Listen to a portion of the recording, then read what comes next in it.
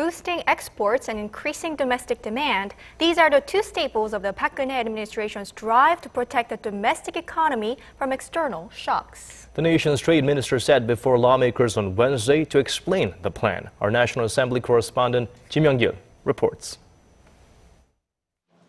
In an annual policy report to the Parliamentary Trade Committee on Wednesday, Trade Minister Yoon Sang-jick promised to support small and medium-sized companies seeking to boost their export volume.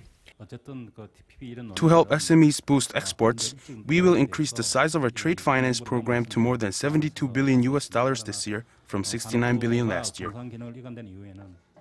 Yoon said the ministry will aim to lift Korea's total export volume to over $600 billion this year, up from a record high of nearly $560 billion in 2013. The ministry will also seek to increase domestic demand in order to reduce the country's reliance on exports, making the Korean economy less susceptible to the ups and downs of global markets. The government also plans to reform the country's regulatory system over the next 3 years to remove excess red tape and bolster sluggish corporate investment.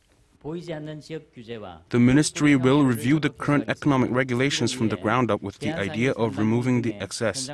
We will also try to prevent the regulatory system from becoming overly complex.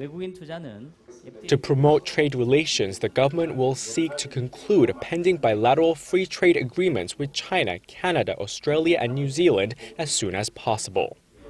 Lawmakers on the Trade Committee urged the government to be thorough in its assessment of what Korea has to gain and lose from the trade pacts. Implementation of the trade deals is expected to expand Korea's trade territory from 55% of the global market to 71%. Ji Myung-kil, Arirang News.